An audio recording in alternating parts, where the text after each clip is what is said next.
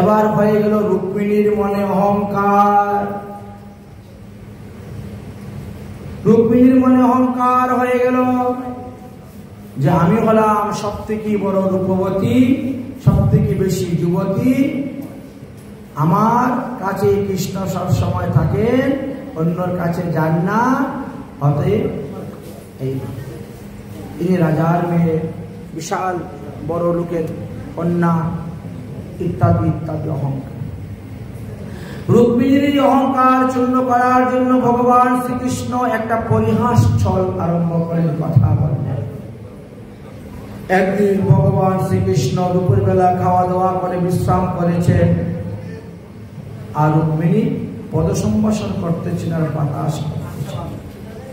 ভগবান শ্রীকৃষ্ণ বলছেন, হে রাজকুমারী, লোকপাদের সমান ঐশ্বর্যবান ছিল তোমার বাবার সম্পদ, মহা অনুভূতিভূত তোমার বাবা ছিলেন।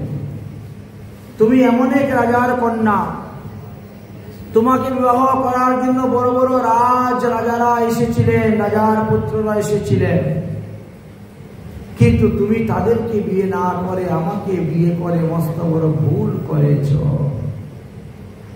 আমি তো তোমার রূপের মর্যাদা দিতে পারি না, আমি তোমার যৌবনের মর্যাদা দিতে পারি না, আমি তোমার গুণের মর্যাদা দিতে পারি না, আমি তোমার ধনের মর্যাদা দিতে পারি না। তাই বলছিলাম, আমাকে বিয়ে করে তো তুমি সুখী হতে পারো নাই, আর আমাকে বিয়ে করেছো মাত্র 18 বছর গিয়েছে, এমন কিছু যায় নাই।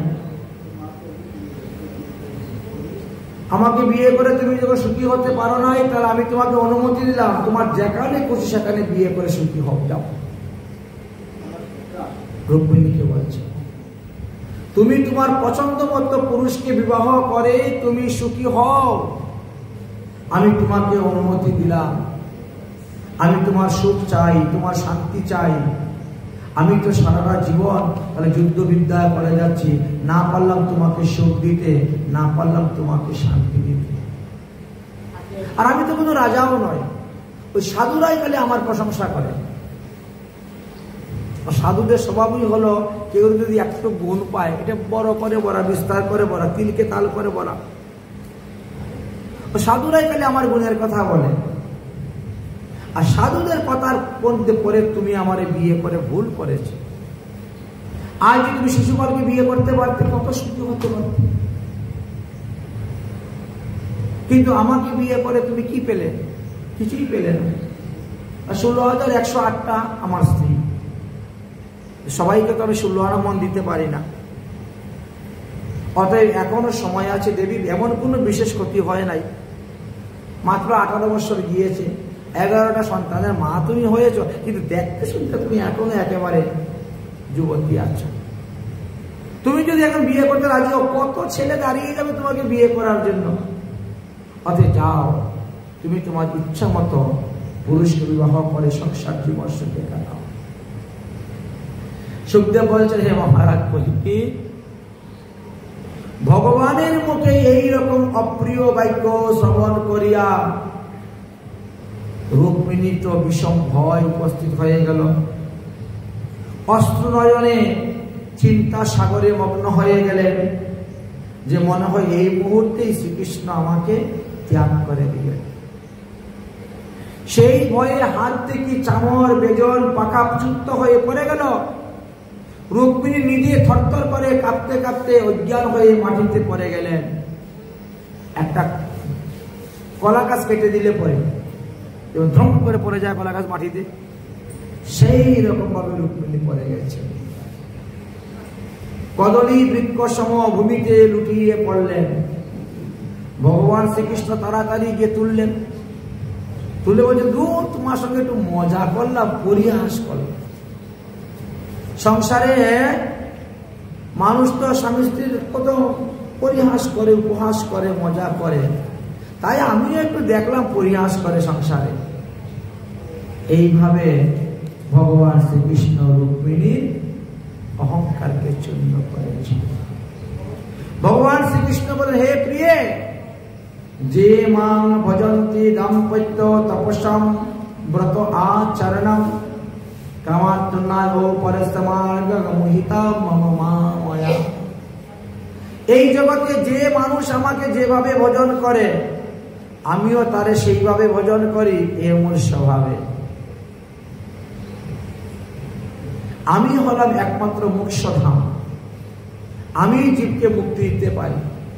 আমি হলাম জীবের একমাত্র ভবপারের কাণ্ডারি। যে সকল লোক গৃহস্থ আশ্রমে থাকুক, ব্রহ্মচর্য আশ্রমে থাকুক, বানপ্রস্থ থাকুক অথবা সন্ন্যাসী থাকুক, আমার ভজন করে, তারাই আমাকে পায়। হোক না সে দাম্পত্য জীবন, হোক না তার গৃহস্থ জীবন, তথাপিও সে যদি আমার সেবা করে, আমার পূজা করে, আমার প্রসাদ খায়, আমার ভজন করে, তাহলে আমি তাকে কৃপা করে আমার ধামে নিয়ে আসি, আমার স্থানে নিয়ে আসি। ইহার অন্যতা হবে। এখন দ্বারকাবাসীগণ একটা সমস্যার মধ্যে পড়েছেন। সমস্যা হলো শ্রীকৃষ্ণ, উদ্ধব আর প্রদ্যুম্ন, এই তিনজনকে দেখতে একই রকম। যদি তিনজন একসঙ্গে যায় তো কে শ্রীকৃষ্ণ, কে উদ্ধব, কে প্রদ্যুম্ন বোঝার কোনো উপায় নাই। এছাড়াও যখনই একাও গেলে উদ্ধবকে কেউ কখনো কৃষ্ণ মনে করে, প্রদ্যুম্নকে কখনো কেউ কৃষ্ণ মনে করে, করে প্রণাম করতে যায়। তিনজনই একই রকম। যাই হোক, ভগবান শ্রীকৃষ্ণচন্দ্র যে যে পত্নীর গর্ভে যে যে সন্তান জন্ম দিয়েছিলেন প্রত্যেকের নাম দেওয়া আছে, প্রত্যেকের নাম দেওয়া আছে। সুখদেব গোস্বামী পাদ একে একে সবার নাম বলেছেন। প্রদ্যুম্নের থেকে অনেক পুত্র সন্তান উৎপন্ন হয়েছে, তার মধ্যে প্রধান হলেন প্রদ্যুম্নের এক পুত্র অনিরুদ্ধ। এর নামটাই সবাই বেশি করে বলে। অনিরুদ্ধের জন্ম হওয়ার পর প্রদ্যুম্ন শুনতে পেলেন যে তিনার মামাত্ম বোনের বিবাহ হবে। তো মামাত্ম বোনের বিবাহ হবে, এই জন্য মামাত্ম বোনকে দেখার জন্য গিয়েছেন। নাম হলো রুক্মিণী। কিন্তু মামাত্ম বোন প্রদ্যুম্নকে দেখে ভালো লেগে গেল, তার গলায় মালা দিয়ে দিয়েছে। প্রদ্যুম্ন যখন নিয়ে আসবে তখন অন্যান্য লোকেরা, রাজারা বাধা দিলেন, শুরু হলো যুদ্ধ। সেই যুদ্ধে প্রদ্যুম্ন তাদেরকে পরাজিত করে নিয়ে আসলেন। রুক্মী কিছু বললেন না কেন, যাক আমার মেয়ে গেলে তো তার পিসির সেবাই করবে। রুক্মীর বোন হলো রুক্মিণী, আর রুক্মীর মেয়েকে রুক্মিণীর ছেলে বিয়ে করে নিয়ে আসছে। মামাত্ম ভাই, হ্যাঁ পিসাত্ম, না না হলো পিসি, হ্যাঁ পিসাত্ম ভাই মামাত্ম বোন, উল্টা হয়ে গেল। এখন ভগবান শ্রীকৃষ্ণ করছেন পিসাত্ম বোনকে বিয়ে, ভগবান শ্রীকৃষ্ণের ছেলে করলো মামাত্ম বোনকে বিয়ে, মামাত্ম বোনকে বিয়ে করলো। বলা হয় যে এই রুক্মীর গর্ভেতেই অনিরুদ্ধের জন্ম হয়েছিল। অনিরুদ্ধ ধীরে ধীরে শশীকলার নিয়ে বড় হতে শুরু হয়েছে। রুক্মী তিনি একটা নতুন রাজ্য করেছিলেন, নাম ছিল তার ভোজপুর। প্রতিজ্ঞার কারণে তিনি বাড়িতে ফিরে যান। এবার কি হয়েছে, রুক্মী একটা ছেলে হয়েছে। রুক্মীর ছেলের দিকের নাতনি আর রুক্মিণীর ছেলের দিকের নাতনি, দুজনের মধ্যে বিবাহের সম্পর্ক দিলেন। রুক্মিণীর ছেলের দিকের নাতি আর রুক্মীর ছেলের দিকের নাতনি, দুজনের মধ্যে বিবাহের সম্পর্ক দিলেন। ভগবান শ্রীকৃষ্ণ না করলেন, না এই স্থানে বিবাহ করা ঠিক নয়, দরকার উচিত নয়। কারণ যাদের সঙ্গে সবসময় একটা লড়াই ঝগড়া যুদ্ধ চলে আছে সেখানে বিয়ে করা উচিত নয়। কিন্তু রুক্মিণী বললেন যে দেখো আমারই তো নাতনি আসবে ঘরে, আমারও তো ভাইয়ের ছেলের দিকে নাতনি, আর আমারই ছেলের ঘরের নাতি। তো এদের এদের বিয়ে হয়ে গেলে কি হলো, অসুবিধা তো নেই, সম্পর্ক তো ভালোই আছে। ঠিক আছে, তাহলে বিবাহেতে ভগবান রাজি হলেন, গেলেন বিবাহেতে। বিয়ের লগ্নটা পড়েছে একেবারে মধ্যরাত্রে। বিয়ের লগ্ন অনুসারে তো বিবাহ হয়। তো সন্ধ্যার আগে বরযাত্রী চলে গেছে, এতক্ষণ বসে কি করবে? আগেরকার দিনে তো টিভি ছিল না যে বসে বসে টিভি দেখবে, মোবাইল ছিল না মোবাইল টিপবে। তো কি করবে? বলে বসে একটু পাশা খেলি। তাহলে রাজাদের একটা নিয়ম পাশা খেলা। রুক্মী বলরামকে পাশা খেলার জন্য আমন্ত্রণ জানাইলেন। বলরাম পাশা খেলায় গিয়ে বসছেন। প্রথম পাশা খেলার পণ ছিল 100টা স্বর্ণ মুদ্রা। বলরাম জিতেছেন, কিন্তু রুক্মী বলে আমি জিতলাম বলে সব গুটি গুটি একত্র করে লাভ দিয়ে উঠেছি।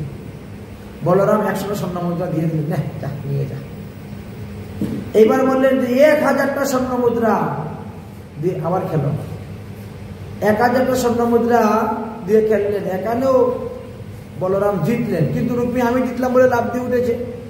উঠে সব গুটি গুটি এক করে নিয়েছে। আর রুক্মীর পক্ষে আবার কলিঙ্গ রাজারা, এরাও হ্যাঁ হ্যাঁ হ্যাঁ হ্যাঁ ঠিকই ঠিকই ঠিকই আমাদের রুক্মী জিতেছে। আরে তুমি কি জিতবে? তোমাদের জীবনে কোনোদিন তোমরা পাশা খেলেছো? রাজাদের খেলা, তোমরা তো সারা জীবন গরু চড়িয়েছো। বলরামকে কৃষ্ণকে এইভাবে বলে, তোমরা তো গোয়ালা জাতি, সারা জীবন গরু চড়িয়েছো, গরু রেখেছো, তোমরা কি জানো পাশা খেলার নিয়ম? তোমরা জিতবে? তোমরা মিথ্যা কথা বলো। বলরামের রাগ উঠে গেল। তিনি বলছেন তাহলে 1 লক্ষ স্বর্ণ মুদ্রা। 1 লক্ষ স্বর্ণ মুদ্রা দাবি করে খেলতে বসলেন। সেই পণেও বলরাম জিতেছেন, কিন্তু রুক্মী আমি জিতলাম বলে লাভ দিয়ে উঠে গুটি গুটি সব এক করে দিয়েছে। বলরামের তোমার রাগ হয়ে গেছে। 1 বার নয়, 2 বার নয়, 3 বার নয়, ধরে ফেলেছেন একবারে রুক্মীকে। এই বারবার মিথ্যা কথা বলতেছো, জিতলাম আমি আর তুমি বলতেছো। আকাশবাণী হয়ে গেছে, সত্যি এই খেলাতে বলরামের জয় হয়েছে, রুক্মী পরাজয় হয়েছে, রুক্মী মিথ্যা কথা বলতেছে, আকাশবাণী হয়ে গেছে। কিন্তু তথাপিও রুক্মী মানলেন না আকাশবাণী। দেবতারা মিথ্যা কথা বলে, দেবতারা মিথ্যা কথা বলে। দেবতারা বলছিল না রুক্মিণীর অষ্টম পর্যন্ত সন্তানের হাতে কংসের মৃত্যু হলো না, কন্যা সন্তান জন্ম হলো, দেবতারা মিথ্যা কথা বলে। তখন বলরামের রাগ উঠল। আর যখন দিয়েছেন একবারে শেষ, রুক্মী মরে গেল।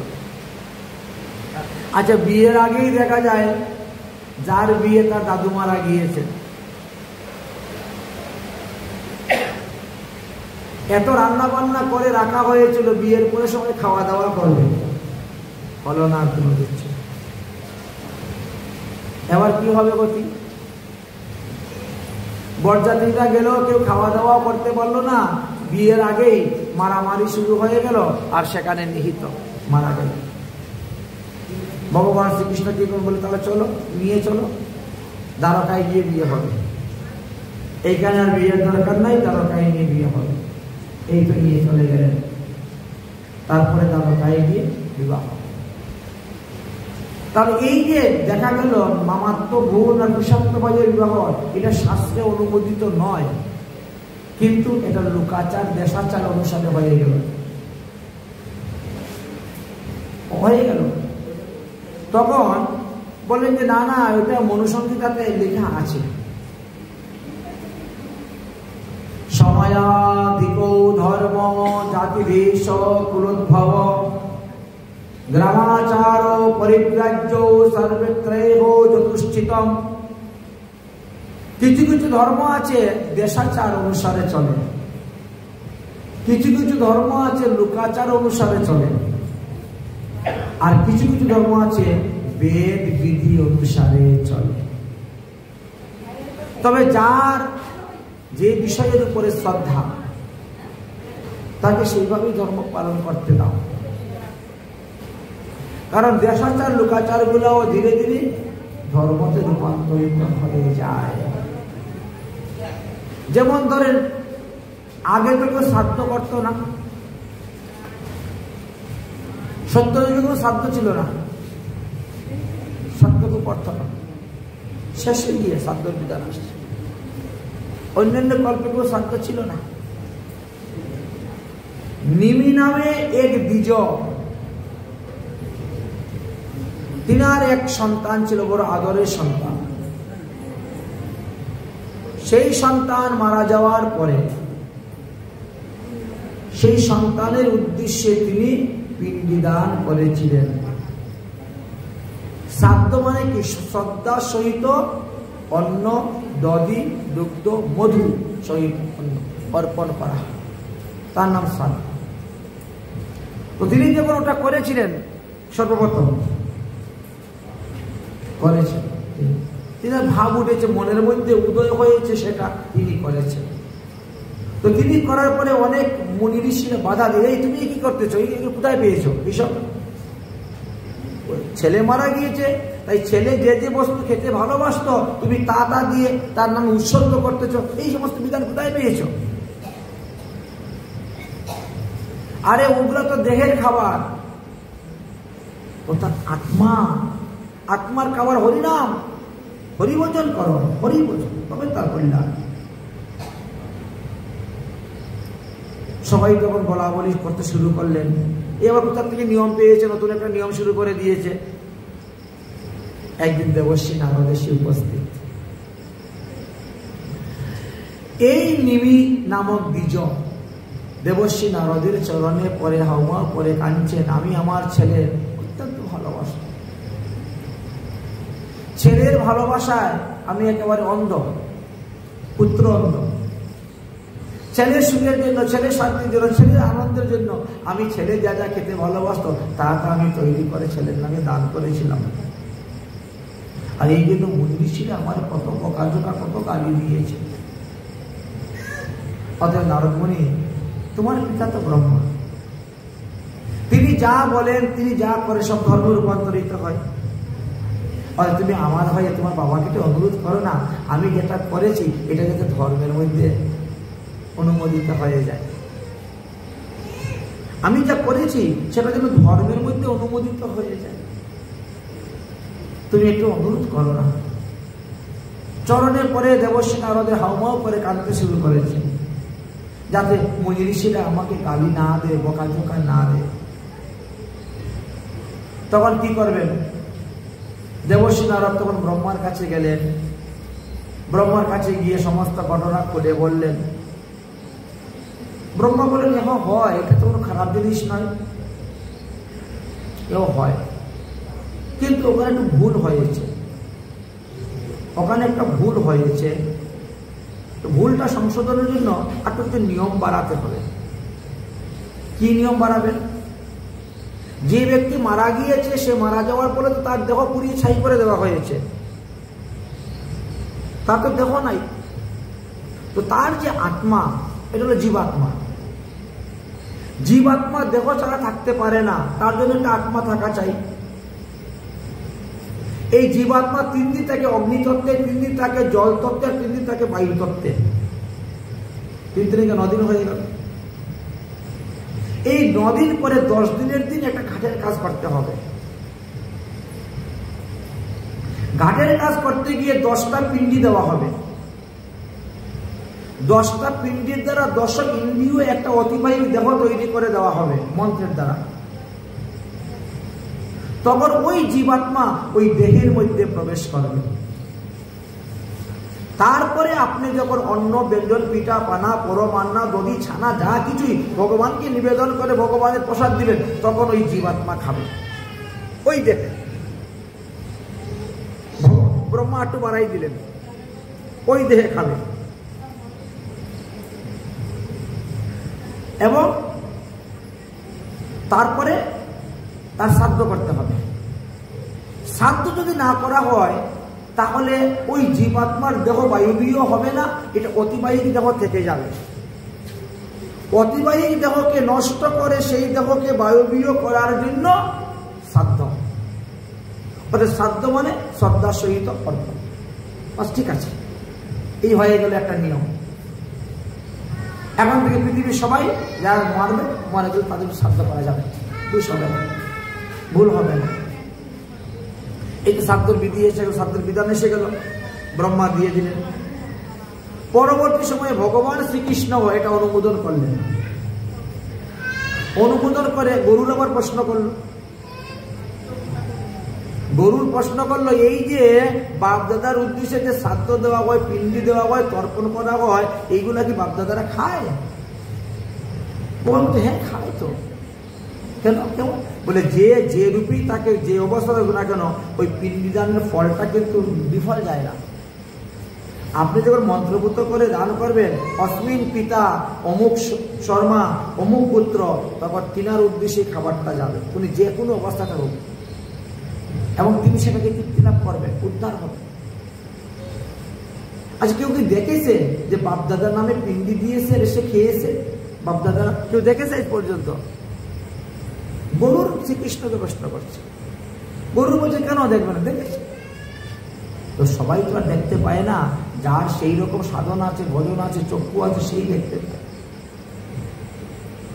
আমরা যখন বাপদাদার উদ্দেশ্যে শ্রাদ্ধ করি বা সাধু সেবা দিই, বৈষ্ণব সেবা দিই, নিমন্ত্রণ করি, ওই নিমন্ত্রণের মধ্যে সবথেকে বড় শ্রেষ্ঠ প্রধান যে সাধু, তার দেহের মধ্যে জীবাত্মা প্রবেশ করে, এসে ভোজন করে। বুঝলেন? ভোজন করে চলে যায়। এই জন্য ব্রাহ্মণ সেবা, বৈষ্ণব সেবায় কি আরো দেও, আরো দেও, আরো নেও, আরো নেও, কত আদর করে, আপ্যায়ন করে। একবারের জায়গায় দুইবার ঠেলে ঠেলে দেওয়া হয়। পিতৃপুরুষ তো দেখেছে এটাকে। বলে শুনো, ভগবান রামচন্দ্র যখন বনবাসে গেলেন, দশরথ মারা গেলেন, সংবাদ তো বহুদিন পরে যে পৌঁছেছে। তারপরে ভগবান রামচন্দ্র শ্রাদ্ধ করলেন। পিতৃ মারা গেছে সংবাদ পেলেন, পিতার পুত্রের কর্তব্য, বড় পুত্র তো, তাই বৎসরে বৎসরে তিনি শ্রাদ্ধ করেন ভগবান রামচন্দ্র পিতার উদ্দেশ্যে। তো একবার শ্রাদ্ধ করতে করতে তিনি পঞ্চবটি বনে গিয়েছেন, দণ্ডকারণ্য বনে শ্রাদ্ধ করবেন। ফলমূল নিয়ে এসেছেন। সাধুসন্ত মহাত্মাদেরকে নিমন্ত্রণ দিয়েছেন। আর নিমন্ত্রণ দেওয়ার পরে সাধুসন্ত মহাত্মাগণ এসে বসেছেন প্রসাদ পেতে। ভগবান রামচন্দ্র ফলামানি করতেছেন, লক্ষণ ফলামানি করতেছেন, আর সীতা তিনি পরিবেশন করেন। সীতা ফলের থালি হাতে করে নিয়ে গেছেন, পরিবেশন করবেন। তখন সীতার চোখে ধরা পড়ে গেছে দশরথ মহারাজ। একজন সাধুর কুলের মধ্যে বসে আছেন দশরথ মহারাজ প্রসাদ পাওয়ার জন্য। ওই সাধুর ডাইন দিকে বসে আছে দশরথের বাবা অজ। ওই সাধুর বাম দিকে বসে আছেন অজের বাবা রঘু। যেই সীতা দেখেছেন, দৌড় মেরে চলে গেছেন ঘরের ভিতরে, কুটিয়ার মধ্যে গিয়ে থালিটা রেখে দিয়ে একদম জড়সড় হয়ে লুকিয়ে আছেন। রামচন্দ্র বলে, বিষয়টা কি, ব্যাপারটা কি? তুমি এইভাবে জড়সড় করে লুকিয়ে আসছো কেন? কোনো সাধু কি তোমাকে কোনো খারাপ কোনো কথা বলেছে? না কোনো সাধু তোমার উপর কুদৃষ্টিতে দেখেছে? সীতার মুখে দিয়ে কোনো কথা হচ্ছে, থরথর করে কাঁপতেছে সীতা। ভগবান রামচন্দ্র চিন্তা করলেন, আমি তাদেরকে নিমন্ত্রণ দিয়ে এনেছি, তারা আমার অতিথি, তারা হাজার দোষ করলেও তার মাপ, তাদের সেবা করাই আমার কর্তব্য, তাদের দোষ দেখাটা আমার উচিত নয়। আগে সাধু সেবা দেই, সাধুদেরকে সেবা দিয়ে বিদায় করি, তারপরে দোষ গুণ বিচার করবো, তারপরে বসে আলোচনা করব। ভগবান রামচন্দ্র নিজের হাতে তখন পরিবেশন করতে শুরু করলেন। সাধুদেরকে একবার ভরি ভোজন করে ভোজন করাইলেন। সাধুরা যখন ভোজন করে চলে গেল, তখন সীতাকে বলছেন, ব্যাপারটা কি, একটু খুলে বলো, এখন তো সাধু নাই। কোন সাধু কি করেছে, কি হয়েছিল, ঘটনাটা কি, কেন তুমি পরিবেশন করলে না সাধুদেরকে? থরথর করে সে কাঁপতে শুরু করলেন, কথাও বলছো না, কি হয়েছে? এখন ভয় নাই, নির্ভয়ে বলো। সাধুরা চলে গেছে, ঘটনা কি? বলে, আমি যখন থাল নিয়ে গিয়েছিলাম, ওই 5 জন সাধুর মধ্যে একজন সাধুর কুলে আমার শ্বশুরকে দর্শন করেছি। অথচ ভগবান রামচন্দ্র দেখেন নাই। সীতা বলছে, আমি তো দর্শন করেছি।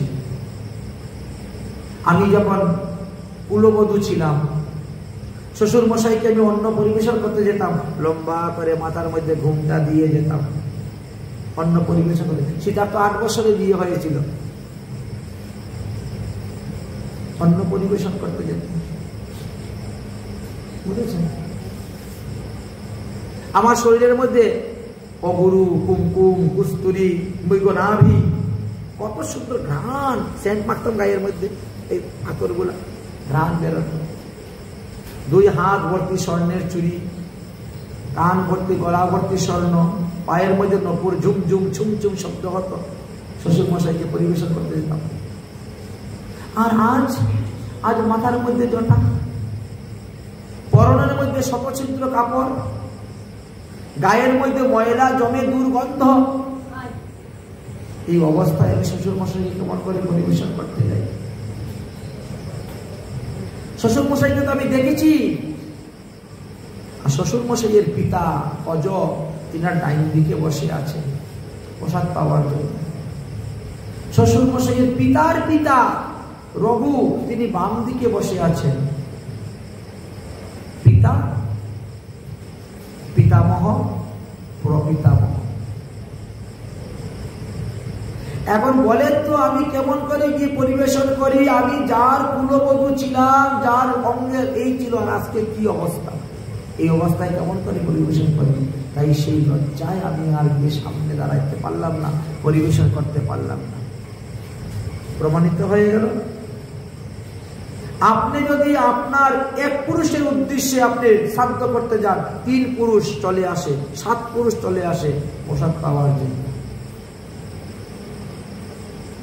কখন যে কার দেহের মধ্যে প্রবেশ করে আসবে প্রসাদ পেতে, ওটা আপনি আর আমি বুঝতে পারবো না, কারণ তাদের দেহ বায়ুবীয় শরীর, পিতৃপুরুষ।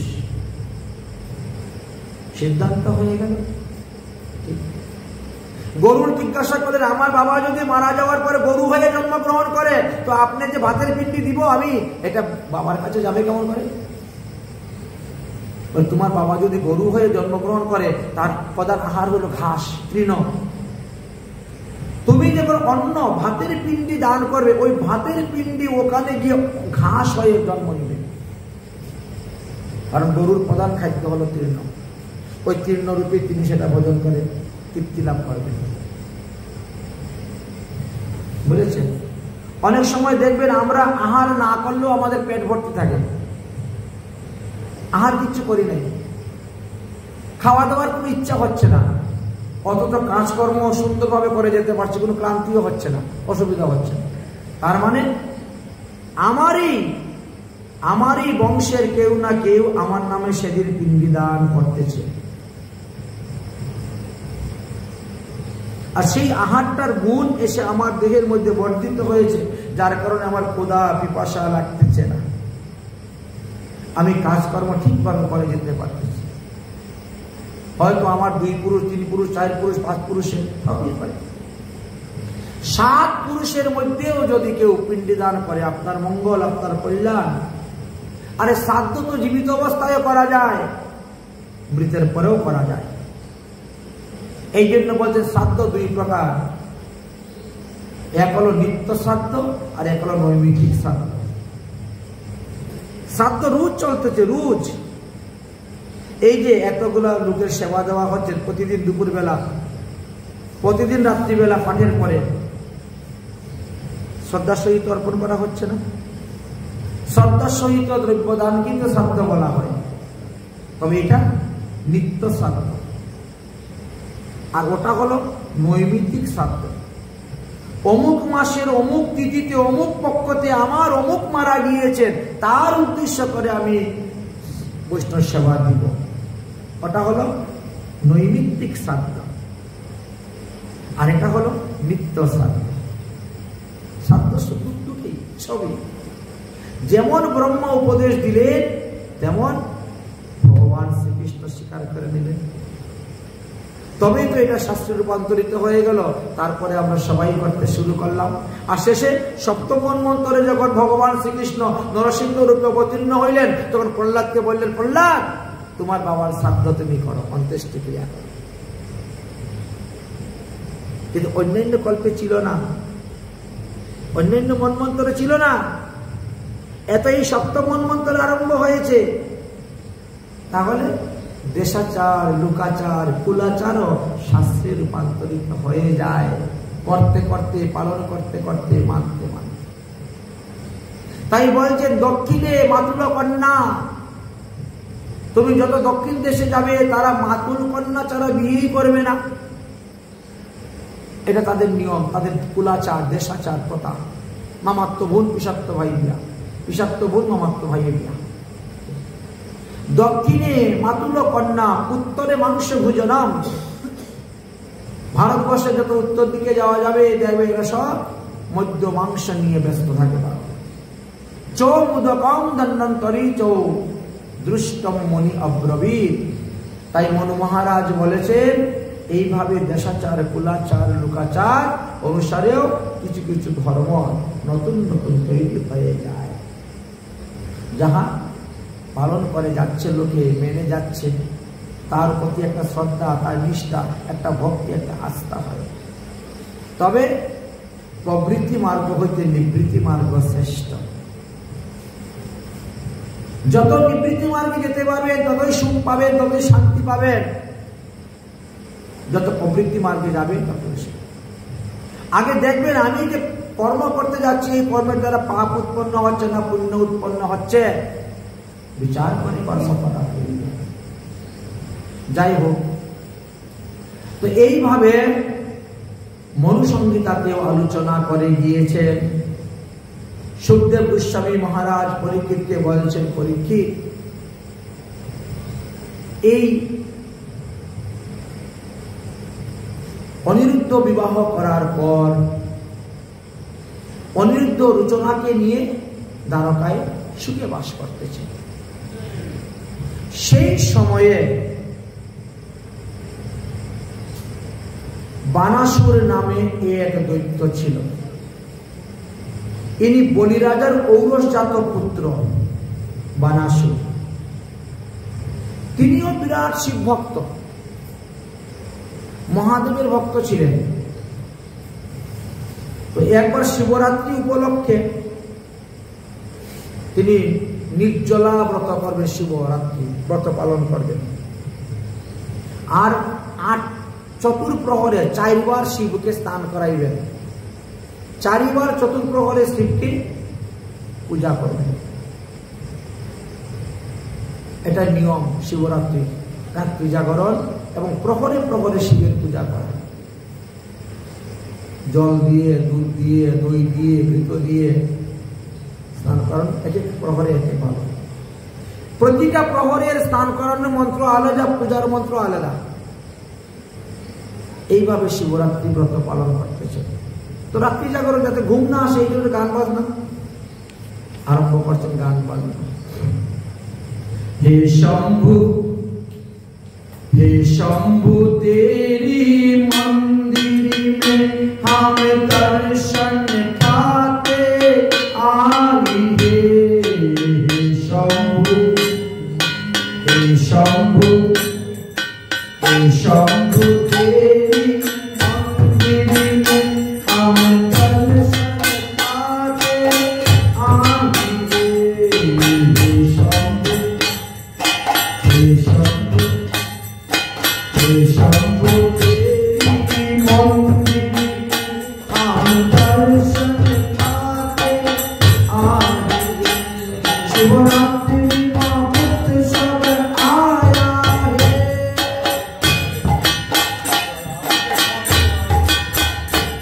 शिवरात्रि माहुत सब आया है। प्रभु को दया का छाया है, प्रभु को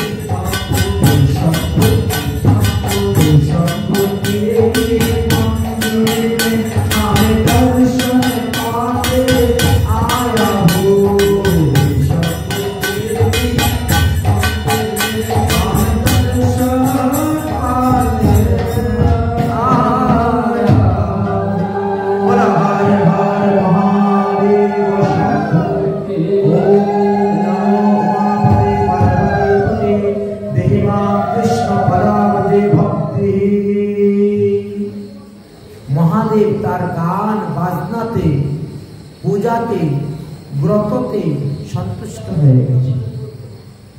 সন্তুষ্ট হয়ে তিনি শিবলিঙ্গ থেকে প্রকট হয়ে গিয়েছেন,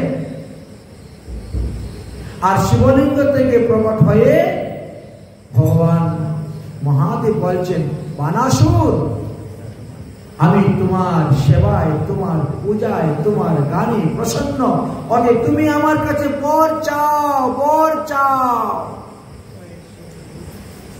বানাসুর বলছে, প্রভু দুই হাতে বাজনা বাজাইলে আমার এতেই এত সন্তুষ্ট প্রসন্ন, যদি আমার 1000টা হাত হইতো, আর 1000টা হাতে যদি বহু যন্ত্র নিয়ে বাজাইতে পারতাম, না জানি প্রভু তুমি কত সন্তুষ্ট হতে সুখী হয়। তাই তোমার সুখের জন্য আমাকে 1000টা হাত দাও, আমি বাজাই, কীর্তন করব। ঠিক আছে, তথাস্তু বর দিলেন। বানাসুরের 1000টা হাত হয়ে গেল। বানাসুর এবার 1000টা হাত দিয়ে আরম্ভ করলো বাজনা বাজানো, বিভিন্ন প্রকার যন্ত্র। আর মহাদেব আরম্ভ করলেন তাণ্ডব নৃত্য। সারা রাত এই তাণ্ডব নৃত্য শুরু হলো। আর কি মহাদেব বলছেন, সন্তুষ্ট, আমি প্রসন্ন, আমি প্রসন্ন, অনেকদিন পরে এমন আনন্দ পেলাম, তুমি আমার কাছে বর চাও, বর চাও। বানাসুর বলল, যদি বর দিতে হয় প্রভু, তাহলে আমাকে রক্ষা করার জন্য সর্বদা সর্বকালে সর্বাবস্থায় সর্বদিক থেকে তুমি আমার ঘরের দরজার দারোয়ান হয়ে থাকো। এখন কি করবেন বলে বাবা? তথাস্তু। বানাসুরের ঘরের দরজার দারোয়ান হয়ে বসে গেলেন। বানাসুরের রাজধানী ছিল সুরনীতিপুর। বানাসুরের একটা মাত্র কন্যা, নাম তার উষা। তিনি একদিন রাত্রে স্বপ্নে দেখেছেন অনিরুদ্ধকে, শ্রীকৃষ্ণের নাতি। অনিরুদ্ধকে স্বপ্নে দেখেছেন যে অনিরুদ্ধের সঙ্গে তিনি সংগ্রামে লিপ্ত। সেই আশ্চর্য দৃশ্য দেখে তিনি একবার আর বলতে পারছেন না। তাকেই প্রতিরূপে পাওয়ার জন্য আর চিন্তা। পরের দিন সকালবেলা বানাসুরের মন্ত্রীর নাম ছিল কুষ্মান্ডু। এই মন্ত্রীর এক কন্যা ছিল, নাম হলো তার চিত্রলেখা। উষার সঙ্গে বান্ধবী। চিত্রলেখা এসে বলছে, কি গো সখী, তোর মুখটা তো ভারী কেন গো, কি চিন্তা করছি? বলে, কালকে রাত্রে আমি অপূর্ব সুন্দর যুবরাজ দর্শন করেছি। সেই যুবরাজ গতকালকে রাত্রে আমার সঙ্গে ছিলেন, আমার সঙ্গে মিলন করেছেন, সেই আনন্দ সুখ আমি পেয়েছি। অতএব ওই যুবরাজ ছাড়া আমি অন্য কাউকে স্বামীরূপে গ্রহণ করবো না, ওই যুবরাজকে তুই আমাকে এনে দে। চিত্রলেখা তখন আরম্ভ করলেন চিত্র অঙ্কন করা। তুই আমাকে দেখা কোন যুবরাজ? চিত্র অঙ্কন করেছে সমস্ত দেবগণ, চিত্র ঋষিগণ, মুনিগণ, দৈত্যগণ, দানবগণ, বিভিন্ন বংশের রাজরাজাদের, আর শেষে এসে যদু বংশের আরম্ভ করলেন চিত্র অঙ্কন। এই হলো সেই পুরুষ, সেই পুরুষ কালকে রাত্রে স্বপ্নে দেখেছি। ও, ইনি তো শ্রীকৃষ্ণের নাতি অনিরুদ্ধ। ওর তো বিয়ে হয়ে গেছে, ওর স্ত্রীর নাম রুচনা। তথাপিও আমি চাই, আমি তাকেই স্বামী রূপে চাই। ঠিক আছে, এই চিত্রলেখা ইনি তো অসুরের কন্যা, এরা মায়াবিদ্যা জানে। সেই মায়াবিদ্যার দ্বারা তিনি কি করলেন? চলে গেলেন দ্বারকা। রুচনার সঙ্গে অনিরুদ্ধ শয়ন করে আছেন এক পালঙ্কে, সেখান থেকে শূন্য তুলে নিয়ে চলে এসেছে। মায়া শক্তি এমন, এনে উষার কাছে ঘুম পাতিয়ে দিয়েছে। সকালবেলা অনিরুদ্ধর ঘুম ভেঙেছে। একই, তুমি আবার কে? তুমি তো আমার বিবাহিত স্ত্রী নয়। বলে, না, আমি হলাম বানাসুরের কন্যা। আমি এখানে কেমন করে আসলাম? আমি আমার সতীর দ্বারা তোমাকে এনেছি। আমি যাব, আমার বিবাহিত স্ত্রী আছে, থাক। তুমি আমার এখানে থাকো, তুমি আমাকে বিবাহ করবে, আমার মনোবাসনা পূর্ণ করবে। এখান থেকে পালিয়ে যেতে পারবে না, কারণ বানাসুরের রাজ্য থেকে কেউ পালিয়ে যেতে পারে না। অনিরুদ্ধর বয়স তখন 50 বৎসর। ভগবান শ্রীকৃষ্ণের বয়স 120 বৎসর হয়ে গেছে। কিন্তু দেখতে কৃষ্ণকে ওই 15 বৎসরের কিশোর দেখা যায়। এটাই তো ভগবানের মহিমা। একটা দাড়ি মুছ উঠে নাই। আর আজকালকে কলিযুগে এই মোটা মোটা দাড়ি মুছ, তারপরে বলে তিনি বলে ভগবান। আর ভগবানের আবার মুছ উঠে নাকি? যাকে তাকে ভগবান মানলে হয়ে যাবে? চিন্তা করেন, কি আশ্চর্য! মানুষের বিবেক, বুদ্ধি, জ্ঞান সব লুপ্ত হয়ে গেছে। আর বলবো এরকম লুপ্ত, এরা তো বড় বড় শিক্ষিত। গিয়ে দেখবেন ওদের সম্প্রদায়ে IA, BA, MA, double MA এক একজন দিয়ে বসে আছে, মাস্টার ডিগ্রি পাস করে বসে আছে, PhD করে বসে আছে। আর তারপরেও এত বড় মুসবালাকে বলে ভগবান। তার চরণে ফুল দেয়, তার চরণে তুলসী পাতা দেয়, তার নামে ভোগ লাগায়, তার পূজা করে, তার নামে প্রসাদ খায়। না কোনো রাধার ফটো রাখে, না কোনো কৃষ্ণের ফটো রাখে, না কোনো মহাপ্রভু ফটো রাখে। আর কেউ ভগবান নয় দুনিয়া, ওই একজনই ভগবান পেয়েছে। বড় বিচিত্র সংসার, কলিযুগ বড় বিচিত্র। তো বানাসুরের রাজ্যে এমন ছিল যে এত বলিষ্ঠ বলিষ্ঠ সৈন্য ছিল, দেবতারা পর্যন্ত ভয় পেত বানাসুর রাজ্যে ঢুকতে। এত ভয়ঙ্কর। পবন পর্যন্ত ঢুকতে গেলে ভয় পায়, বাতাস।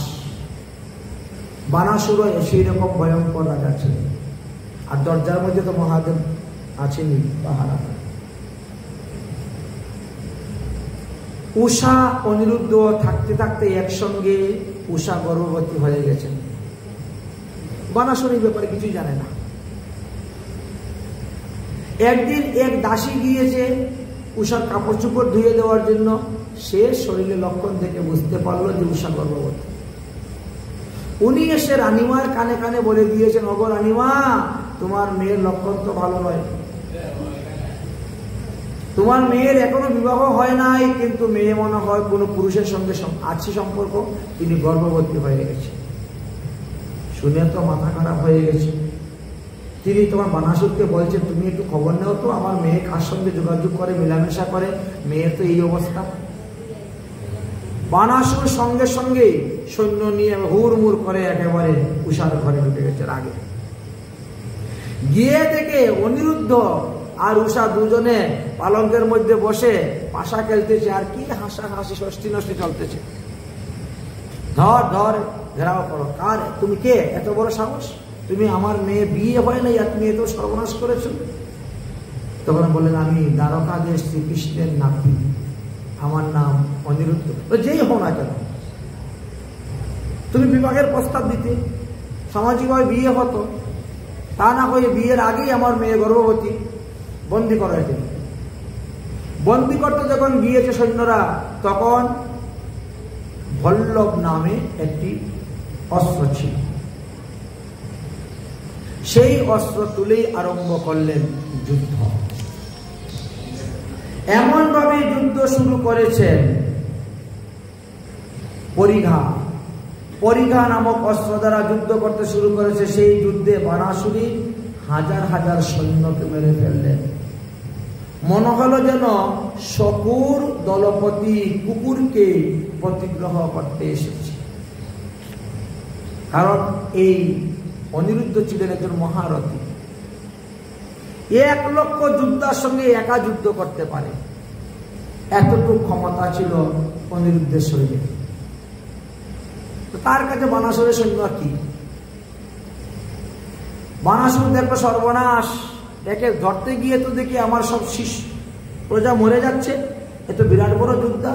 বানাসুর তখন নাগবাস মেরে দিয়েছে, নাগবান মেরে দিয়ে একেবারে নাগবানে বন্দি করে নিয়েছে অনিরুদ্ধ। উষা চিৎকার করছেন, বাবা বাবা বাবা, ওর কোনো দোষ নাই, ওর কোনো দোষ নাই, সব দোষ আমার। আমি আমার সখীকে চিত্রলেখাকে দিয়ে ওকে ওখান থেকে হরণ করে এনেছি আমার কাছে, তুমি যা শাস্তি তো আমাকে দাও। ও আমার স্বামী, আমার স্বামীকে ছেড়ে দাও, আমার স্বামীকে ছেড়ে দাও, ওর কোনো দোষ নাই, তুমি আমাকে শাস্তি দাও। কিন্তু বানাসুর শুনলেন না, ওই নাগপাশে বন্দী অবস্থায় তাকে কারাগারে ফেলে রেখে দিলেন।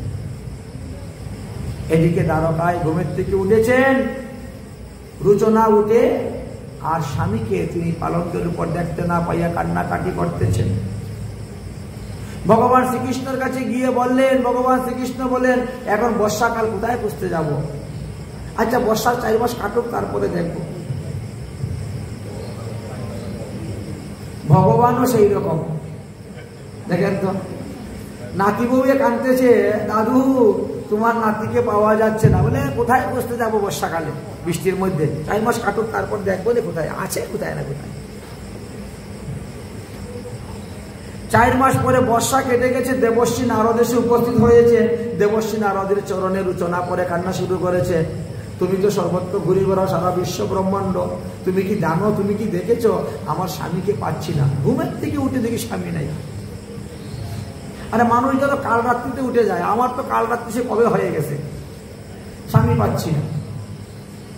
দেবর্ষী নারদ বলেন, তোমার স্বামী বানাসুরের রাজ্যেতে বন্দী আছে নাগপাশে, 4 মাস ধরে নাগপাশে বন্দী হয়ে পড়ে আছে বানাসুরের রাজ্যে। ওই উষার বিয়ে করতে গিয়েছে।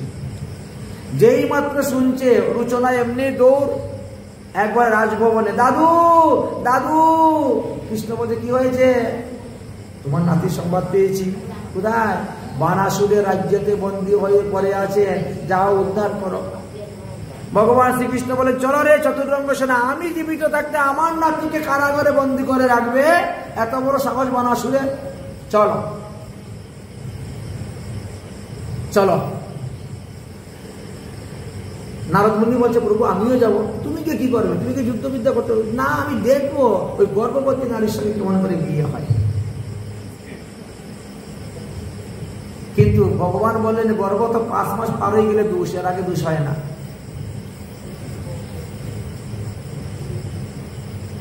কোন নারী যদি গর্ভবতী হয়, 5 মাস যখন পার হয়ে যাবে, তখন তিনি অসুস্থ আর বিগ্রহ সেবা করতে পারবেন না, ঠাকুর সেবা করতে পারবেন না, আর সুতোক লেগে যায় তার দেহের মধ্যে। এ তো মাত্র 1 মাসের গর্ভবতী, 2 মাসের গর্ভবতী, কোনো ব্যাপারই নেই, হবে, বিয়ে হবে, আগে যাই যুদ্ধ করে। দেবর্ষী নারদ বলে, তোমার যাওয়ার দরকার নাই, যুদ্ধে বিদ্যায় কখন কি হয় বলা যায় না। হ্যাঁ, তোমার যাওয়ার দরকার নেই, তুমি থাকো বাবা, সাধু বাবা তুমি থাকো, যখন মেয়ে নিয়ে আসবো, নাতি বউ নিয়ে আসবো, তখন তুমি উৎসব অনুষ্ঠান করিও, বিয়েতে ধুমধাম নাচাকুদা করিও। ভগবান শ্রীকৃষ্ণ চতুরঙ্গ সেনা নিয়ে যুদ্ধ করার জন্য রওনা হলেন। ভগবান শ্রীকৃষ্ণ এই যুদ্ধ করার জন্য তিনি কত 12 অক্ষৌহিণী সৈন্য নিয়েছিলেন। 12 অক্ষৌহিণী সৈন্য। এক অক্ষৌহিণী সৈন্য সমান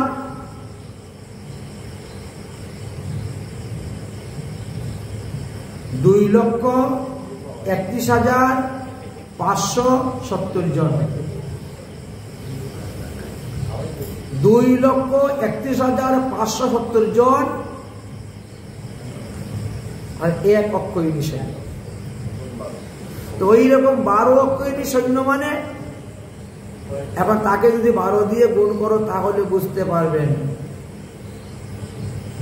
27,78,440 জন। এক নাতিবুর বিয়ের জন্য, নাতিকে উদ্ধার করার জন্য এত সৈন্য, 27,78,440 জন সৈন্য নিয়ে রওনা হয়েছেন। তাহলে কত বড় রাজা, কত তার সঙ্গে যুদ্ধ করে নাতিকে আনতে হবে। গিয়ে উপস্থিত হয়েছে, যুদ্ধং দেহি। মহাদেব তো দাঁড়িয়ে গেছেন, দাঁড়াও, যুদ্ধং দেহি, আমি জীবিত থাকতে আমার শিষ্যের উপরে একটা বাণও করতে দিব না। আমি তাকে কথা দিয়েছি, তাকে আমার পার্ষদ করে আমি আমার কৈলাসে নিয়ে যাব। বানাসুর আমার ভক্ত, আমার শিষ্য, আমি জীবিত থাকতে দিব না। মহাদেব দাঁড়িয়ে গেছে ভগবান শ্রীকৃষ্ণের সঙ্গে যুদ্ধ করার জন্য। ভগবান বলছে, ঠিক আছে, তাহলে যুদ্ধ করবো তোমার সঙ্গে, তুমি যখন করতে চাও আমি রাজি আছি যুদ্ধ। সঙ্গে সঙ্গে মহাদেব কার্তিককে ডেকেছেন, গণেশকে ডেকেছেন। কার্তিক, গণেশ, দুর্গা, তোমরা আসো। তাল, বেতাল, ডাকিনী, যোগিনী, বিনায়ক, মাতৃগণ, পিচাস, কুষ্মাণ্ডু, ভূত, প্রেরক, গুহক, চণ্ডাল, প্রমতা, কত কত নাম দিয়েছেন যে এখানে সবাইকে ডেকেছে। মানে মহাদেবের যত অনুচর আছে সমস্ত অনুচরকে নিমন্ত্রণ দিয়েছেন, আসো যুদ্ধ। সবাই এসে তৈরি যুদ্ধ বিদ্যার জন্য।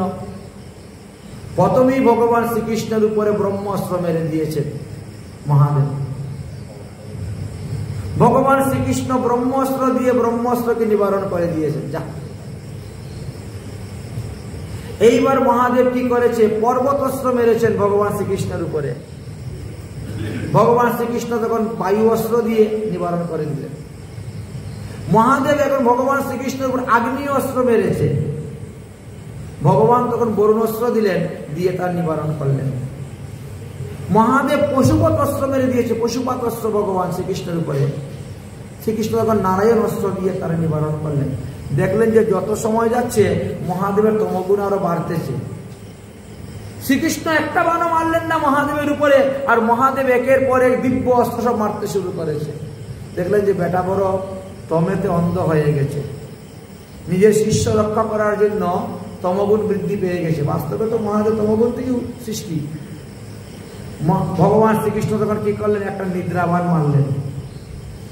এক নিদ্রাবান দিয়েছেন মহাদেব, একবারে চিৎপেটাং হয়ে ঘুমিয়ে গেছেন। যা, শান্তি, আর চিন্তা নাই, তুই ঘুমা, আমি এখন বাকি যুদ্ধ করি।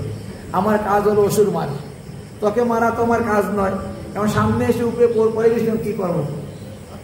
উপরে যখন পড়ে গেছিস ঘুমা। মহাদেবকে ঘুম পাতিয়ে রেখে দিয়ে যুদ্ধ করতে শুরু করেছেন। হঠাৎ ভগবান শ্রীকৃষ্ণ দেখেন যে কার্তিকের সঙ্গে এমন ভাবে যুদ্ধ করছে ভগবান শ্রীকৃষ্ণের পুত্র প্রদ্যুম্ন, কিন্তু কার্তিকের সঙ্গে যুদ্ধে পারতেছে না। কার্তিক এমন একটা বাণ নিয়ে মন্ত্রভূত করছে যে এখনই মারবে আর শ্রীকৃষ্ণের ছেলে প্রদ্যুম্নকে মেরে ফেলবে। ভগবান শ্রীকৃষ্ণ দৌড়ে গিয়ে প্রদ্যুম্নকে ধাক্কা মেরে সরিয়ে দিয়ে তিনি ওখানে দাঁড়িয়ে গেলেন যুদ্ধের জন্য। আর আরম্ভ করেন কার্তিকের সঙ্গে যুদ্ধ। যুদ্ধ করতে করতে করতে করতে কার্তিককে একবার নিরস্ত্র করে দিয়েছেন, আর তারপরে সুদর্শন চক্র নিয়েছেন, কার্তিকের গলা কেটে ফেলে দিলেন। যখন কার্তিকের গলা কাটার জন্য ভগবান শ্রীকৃষ্ণ অস্ত্র নিয়েছেন, তখন দেবী দুর্গা যুদ্ধবিদ্যা ছেড়ে দিয়ে দৌড়ে এসে উলঙ্গ অবস্থায় ভগবান শ্রীকৃষ্ণের সামনে দাঁড়িয়ে গেছেন। ভগবান শ্রীকৃষ্ণ মুখ ফিরিয়ে নিয়েছেন, বিবস্ত্র নারী দর্শন করতেন এবং ফিরিয়ে নিয়েছেন। এক পুত্র স্নেহে ভগবতী আপনা পাশরি, পুত্র স্নেহে ভগবতী আপনা কৃষ্ণের সন মুখে গেলেন হয়ে দিগম্বরী, কৃষ্ণের সন হয়ে দিগম্বরী, তাহা দেখি বিমুখ হইলে নারায়ণ, তাহা দেখি বিমুখ হইলে নারায়ণ,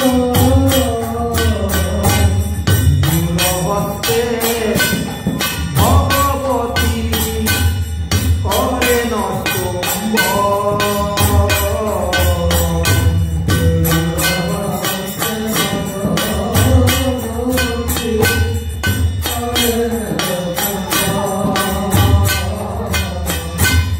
পার্বতীর বাক্যে কৃষ্ণ কহেন হাসিয়া, পার্বতীর বাক্যে কৃষ্ণ কহেন হাসিয়া, শিবের পাশে যাও গো তুমি বসন করিয়া, শিবের পাশে যাও রে তুমি বসন করিয়া, এই তোমার নয়ে কি কহিব আমি, তোমার নয়ে কি কহিব আমি, দিগম্বর দেশে যুদ্ধ হলে কে নবী, দিগম্বরী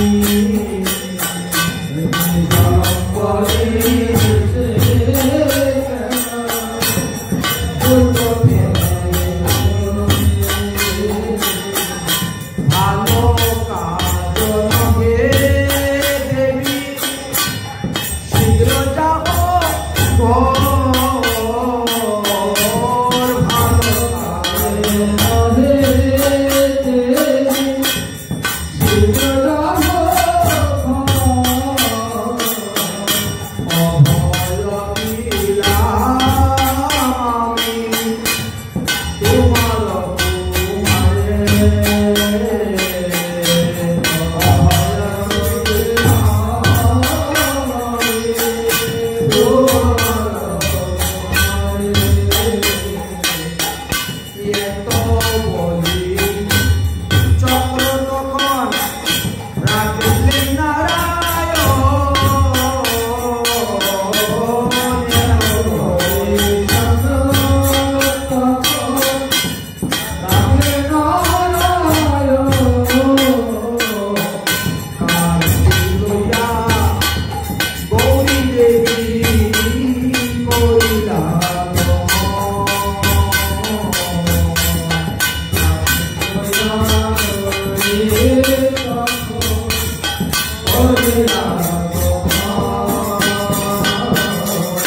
এইভাবে মা দুর্গা কার্তিকের প্রাণ রক্ষা করলেন, ভগবান শ্রীকৃষ্ণের হাত থেকে নিয়ে চলে গেছে। এদিকে বানাসুরের সঙ্গে চলেছে যুদ্ধ, একের পর এক যুদ্ধ চলছে। অতঃপর ভগবান শ্রীকৃষ্ণ আসলেন বানাসুরের সঙ্গে যুদ্ধ করার জন্য। বানাসুরের সঙ্গে যুদ্ধ করতে করতে বানাসুরকে নিরস্ত্র করেছেন। বানাসুরকে বধ করার জন্য যখন অস্ত্র তুলেছেন, বানাসুরের মার নাম ছিল কুটোরা। তিনি দেখলেন যে দুর্গা যখন এই বুদ্ধি করে তার ছেলেকে বাঁচিয়েছে, আমিও ওই বুদ্ধি করি। তিনিও বিবস্ত্র হয়ে গিয়ে একদম শ্রীকৃষ্ণের সামনে দাঁড়িয়ে গেছেন। ভগবান শ্রীকৃষ্ণ তার মুখ ফিরিয়ে নিয়েছেন, আর বানাসুর সেই সুযোগে এক দৌড়ে ঘরে চলে এসেছে। ঘরে এসে চিন্তা করছে কি করবো, অস্ত্র শস্ত্র নাই, আর কিভাবে কৃষ্ণকে মারবো। দেখে মহাদেবের একটা বান আছে, ওর নাম হলো রুদ্রজর বান। সেই বান ধনুষের মধ্যে তুলে মেরেছে। এইবার ভগবান শ্রীকৃষ্ণের যত লোক ছিল সবার এসে গেছে জ্বর। এমন জ্বর এসেছে, জ্বরে কাঁপতে কাঁপতে কাঁপতে কাঁপতে পড়ে যাচ্ছে, নিজের হাত তুলে অস্ত্র তুলতে পারতেছে না। অস্ত্র, আমাদের অতিরিক্ত জ্বর হলে শরীর দুর্বল হয়ে যায়, হাত দিয়ে তুলে ভাত খেতেই পারি না, তখন অন্যরা মুখে তুলে দেয় খাবার। ধরে ধরে বাথরুমে নিয়ে যায়, ধরে ধরে বাথরুম থেকে নিয়ে আসে। কোথায় চলে যায় সেই শক্তি? এমন জ্বর হয়েছে, একবার কাঁপানো জ্বর, হাত থেকে অস্ত্র পড়ে যায়। বিপক্ষীয় যোদ্ধারা সেই সুযোগে মারতে শুরু করেছে ভগবান শ্রীকৃষ্ণের। ভগবান শ্রীকৃষ্ণ দেখলেন আমার সৈন্য সব মরে যাচ্ছে, ব্যাপারটা কি, এরা যুদ্ধ করতে পারছে না কেন? আর এদের জ্বর এসে গেছে। ভগবান শ্রীকৃষ্ণ তখন বিষ্ণু জ্বর বান মারলেন। বিষ্ণু জ্বর যখন বান মারেছে, ওই বিষ্ণু জ্বর গিয়ে রুদ্র জ্বরকে ধরেছে। ধরে দুজনের মধ্যে হয়েছে যুদ্ধ, বিষ্ণু জ্বর আর রুদ্র জ্বর। হতে হতে হতে হতে কি হয়েছে, সেই রুদ্র জ্বর বিষ্ণু জ্বরের কাছে পরাজিত হয়ে গেল। তাকে পরাজিত করে তাকে বেঁধে বিষ্ণু জ্বর ভগবান শ্রীকৃষ্ণের কাছে নিয়ে আসলেন। রুদ্র জ্বর দুই হাত ধরে স্তুতি ভক্তি করে ভগবানকে, বহু শ্লোকের দ্বারা স্তুতি করেছেন। আমাকে রক্ষা করো, আমাকে রক্ষা করো, আমাকে প্রাণে মারিও না, আমাকে প্রাণে মারিও না। ভগবান শ্রীকৃষ্ণ বলে, তাহলে বল, আজকে থেকে যে আমার ভজন করবে তাকে তুই ধরতে পারবি না, প্রতিজ্ঞা কর। ঠিক আছে, আমি ধরব না।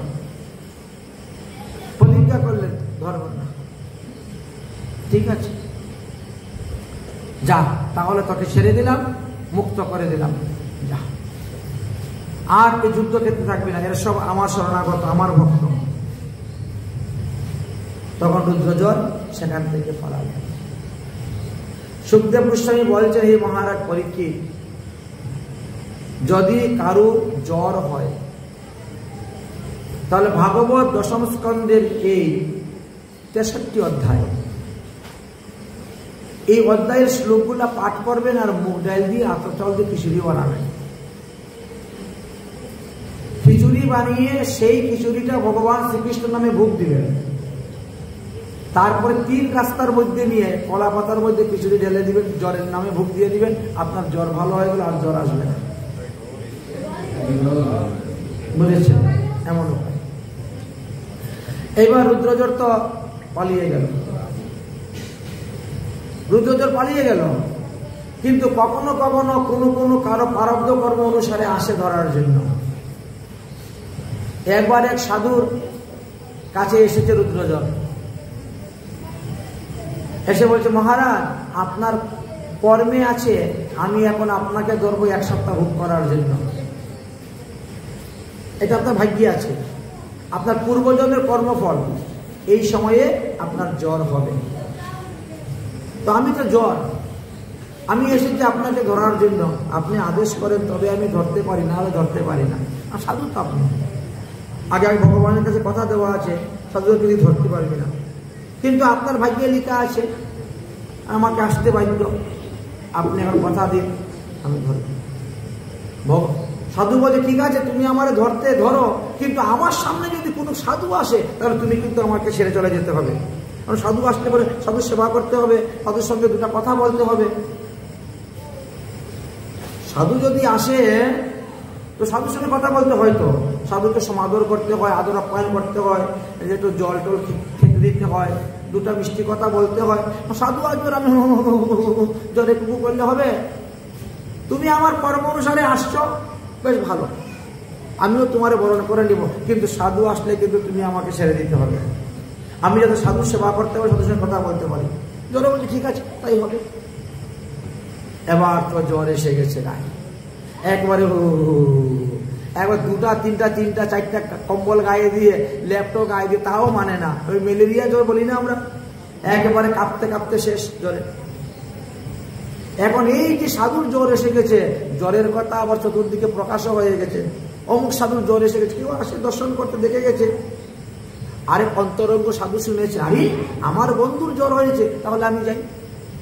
এখন সেই সাধু এসে উপস্থিত, বন্ধু তোমার নাকি জ্বর হয়েছে, দেখি তো কেমন জ্বর হয়েছে। সাধু বলছে, দেখলি আমার বন্ধু আসছে, চাপে পালা পালা। জ্বর বলছে, আমি কোথায় যাবো? বলে আমার কম্বলের ভিতরে লুকিয়ে থাকে। সাধু গায়ের থেকে কম্বল খুলে রেখেছে, কম্বলের ভিতরে জ্বর লুকিয়ে আছে, বসে আছে। সাধু উঠে গেছে, হ্যাঁ বন্ধু জ্বর ভালো হয়ে গেছে, জ্বর হয়েছিল, একদিনের মধ্যেই জ্বর ভালো হয়ে গেছে, আসো আসো। দুজনে মিলে বসে গল্প চলছে, রান্না বান্না, ভুক লাগানো, খাওয়া দাওয়া, পাঠ কীর্তন চলতেছে। জ্বর তো আর এসে ঢুকতে পারে না।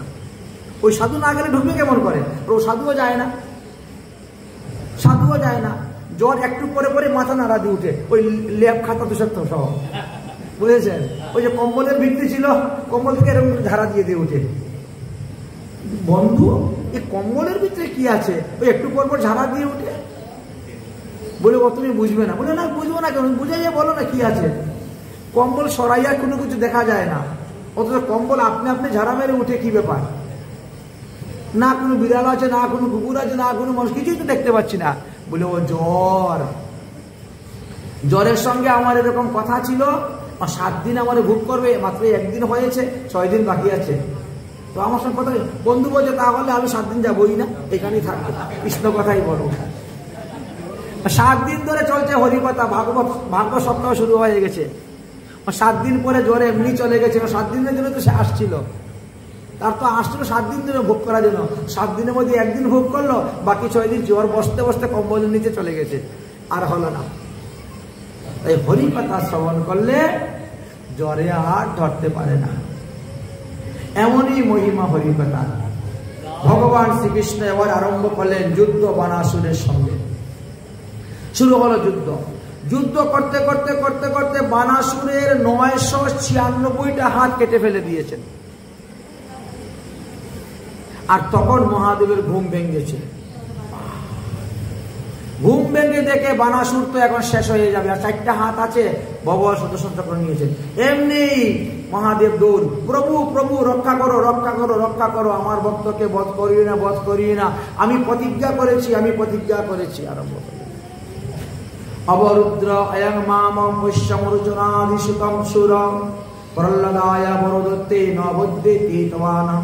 হে ভগবান, তুমি তো প্রতিজ্ঞা করেছিলে যে প্রহ্লাদের বংশের কাউকে তুমি কখনো বধ করবে না। এ বানাসুর এত প্রহ্লাদের বংশে জন্মগ্রহণ করেছে। প্রহ্লাদের পুত্র হলো বিরোচন, বিরোচনের পুত্র হলো বলি, আর বলির পুত্র হলো এই বানাসুর।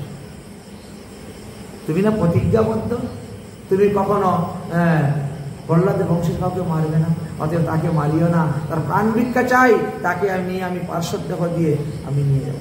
ভগবান শ্রীকৃষ্ণ যুদ্ধে জয় করলেন, মহাদেব পরাজিত হলেন। এবার কারাগার থেকে অনিরুদ্ধকে মুক্ত করলেন, আর বরকন্যা সাজিয়ে এনে কৃষ্ণের হাতে দান করেন। এক নাতির বিবাহকে কেন্দ্র করে ভগবান শ্রীকৃষ্ণের 25,47,270 জন লোক মারা গিয়েছিল দ্বারকার। ভগবান শ্রীকৃষ্ণের পক্ষের এতগুলো লোক মারা গিয়েছিল দ্বারকার সৈন্য। 25,47,270 জন লোক মারা গিয়েছিল ওই যুদ্ধেতে। বানাসুরের সঙ্গে যুদ্ধ করতে গিয়ে ভগবান শ্রীকৃষ্ণের এতটা ক্ষতি হয়েছিল। তারপরেও নাতিকে উদ্ধার করে আনলেন, অনিরুদ্ধকে উদ্ধার করে নিয়ে আসলেন, এনে সামাজিকভাবে বিবাহের ব্যবস্থা করলেন, আর সাধুর সেবা দিলেন। সেই উষার গর্ভে জন্মগ্রহণ করলেন বজ্রনাভ। অনিরুদ্ধ আর উষা থেকে, অনিরুদ্ধ রচনা থেকে জন্ম হয় নাই, অনিরুদ্ধ আর উষা থেকে জন্মগ্রহণ করেছেন এই বজ্রনাভ। আর এই বজ্রনাভই ছিলেন ওই যদুবংশের একেবারে শেষ বংশ।